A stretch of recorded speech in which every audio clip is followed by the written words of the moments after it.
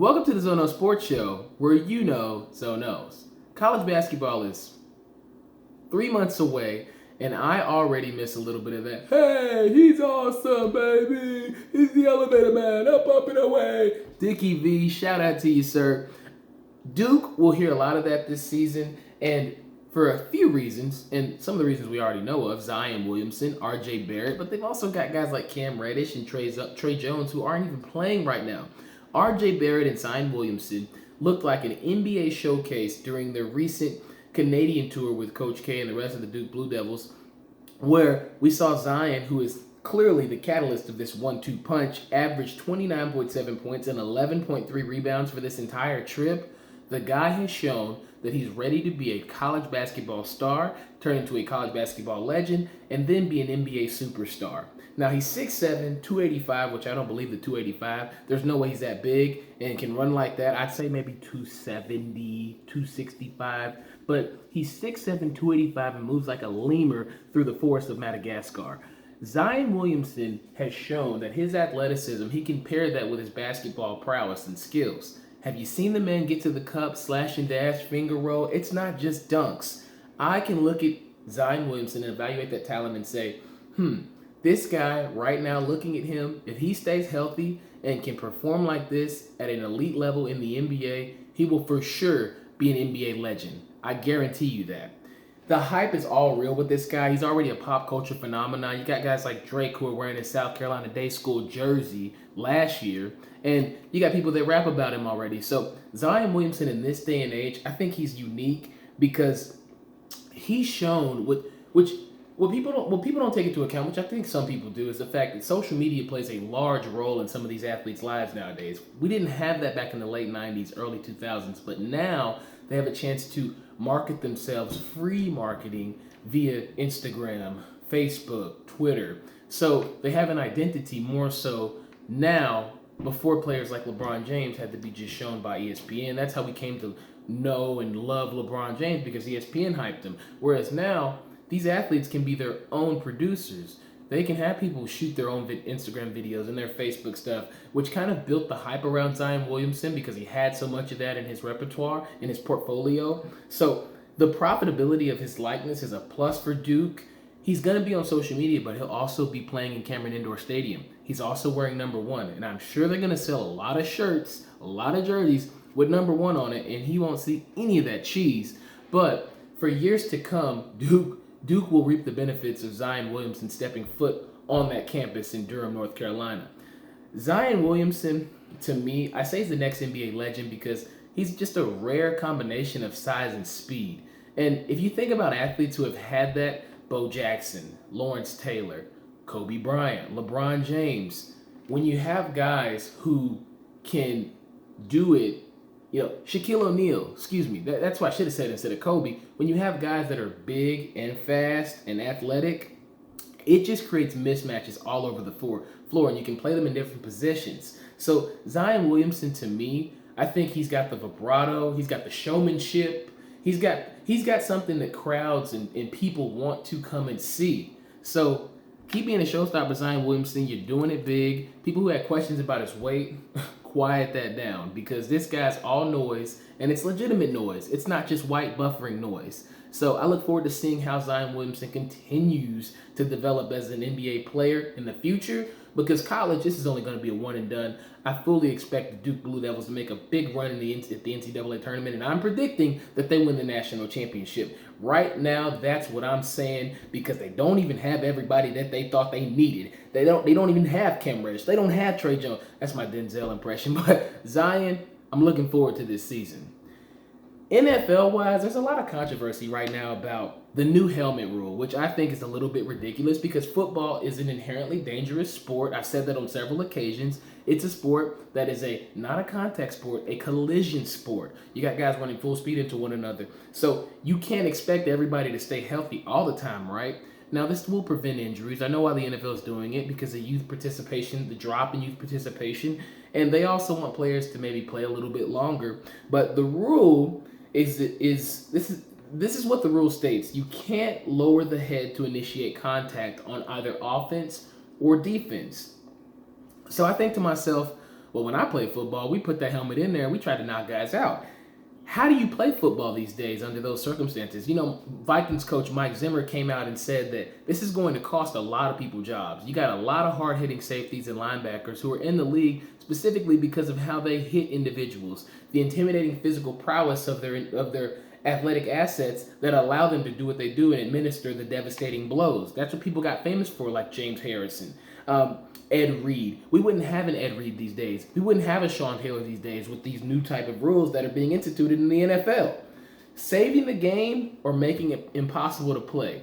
I think that's a question that the NFL and referees have to ask themselves. And referees have to have a greater input and say, hey, these guys are moving at high speeds. How do we mediate and regulate what's a lowering of the helmet and what the intent was? How do we regulate that? Because the NFL, if you guys continue to state that players have to hit this way, hit that way, then what you're going to see is a drop in participation of athletic minorities, and they're going to go to other sports where the risk for injury is lower, the freedom of movement is greater, and why not? I mean, you're going to have guys just, maybe this will help boxing out, maybe this will help out, basketball more, because guys are going to say, how can I play in the NFL? I'm a big hitter. How can I change my game to assimilate to what they're doing in the NFL now? Which I think guys will do that. But people like Adrian Peterson, he made a lot of money off lowering his helmet and running through people's heart.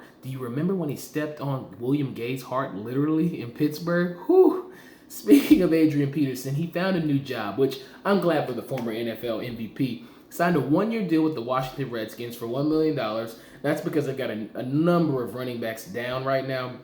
Darius Geis with the torn ACL, Samaje Perine, Byron Marshall both have leg injuries. Chris Thompson recovering from a broken leg. Yeah, they've got Rob Kelly. But when you add somebody like Adrian Peterson to the fold, he won't start, but I think he brings an aura with him. People respect Adrian Peterson because we've seen all the highlights. We've seen what he did when he came back from a torn ACL and returned to win the NFL MVP. So I think that alone will create a sense of urgency among all those running backs who are healthy, who are able to contribute this year. And I think he'll add to what the Redskins are going to try to do. I don't expect them to do much because of all the injuries at running back. And they just got rid of their quarterback, Kirk Cousins. I think Alex Smith is good, but he's not going to get you to the promised land. That's why the Chiefs said, let's get rid of this guy, try out Mahomes. So Adrian Peterson, congrats to you. I think he'll bring a sense of toughness. He's not the Adrian Peterson that we once knew and loved. We still love Adrian Peterson, but he will definitely make an impact for the Redskins, signing that one-year veteran minimum. Now, Monday Night Football was last night. Ravens at Colts. Andrew Luck looked mediocre, as Richard Sherman would say. 6 for 13, 50 yards, 1 interception in the red zone. However, the important thing is for the Colts organization is that he was encouraged by the sack. He said he landed on his elbow, and it didn't feel too bad. It felt normal. It was good to go, which T-Sizzle was the guy that sacked him. And if T-Sizzle hits you, you might get hurt. Terrell Suggs. But I think it's important that Andrew Luck did gain that confidence in the arm so that maybe that'll really help him come along when the season starts and he won't feel apprehensive about getting hit by bigger guys. So congrats to you, Andrew Luck, for just being back on the field in Indianapolis. Joe Flacco smells Lamar Jackson on his coattails. He was 7 for 9, 72 yards, 1 TD. Looked pretty good. Looked like old Joe Flacco. And sometimes I think older quarterbacks who have been in this league, maybe won a Super Bowl and it's been a couple years, and they seem like they're falling off. They draft a young quarterback like Lamar Jackson, who was 7 for 15, 49 yards, 1 TD.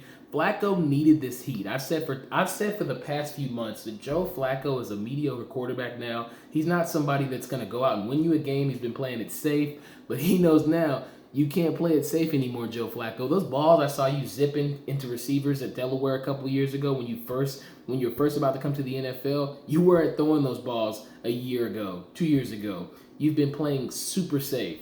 So I think he needed the push, and we'll see what happens with the Ravens this year. They've got a great defense. If Joe Flacco can't go, they should keep RG3 because then you'll have an option between Robert Griffin III or Lamar Jackson, and they're both running quarterbacks. So if you're going to have a backup, I don't think it would make sense to let go of RG3 given the fact that Lamar is a running quarterback. Because even if Lamar is your number 2, he runs a lot. He gets hit. He gets hurt.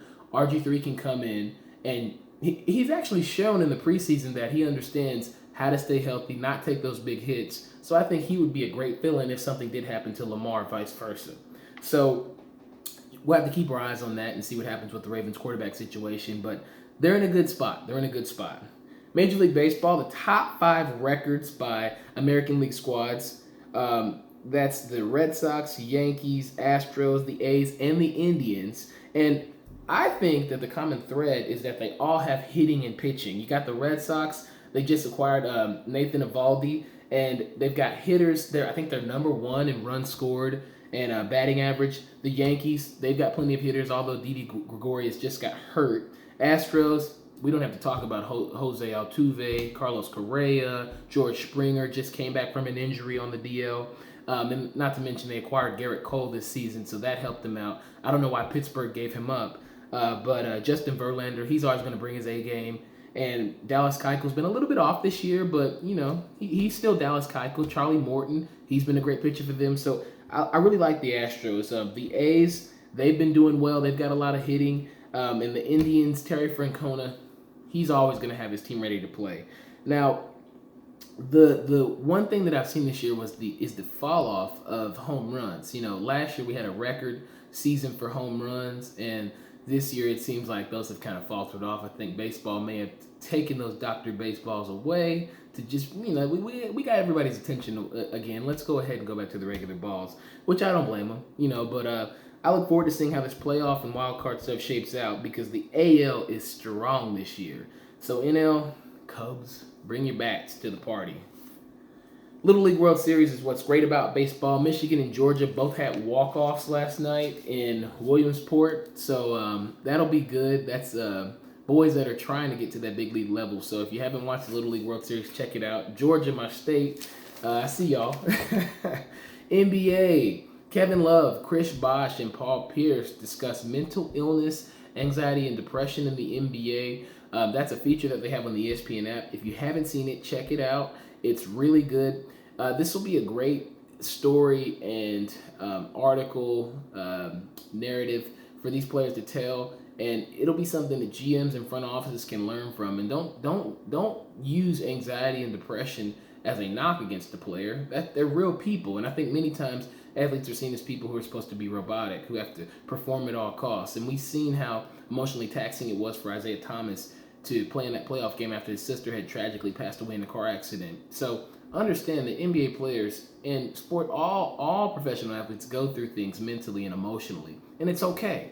And I think GMs and front offices definitely need to start understanding that. So if you haven't seen that story, go check it out because it's really good hearing them talk about what's going on. Next show, we will rap about this and that. Oh, and by the way, Alabama's number 1 for the 3rd straight season. No surprise. Why cover it?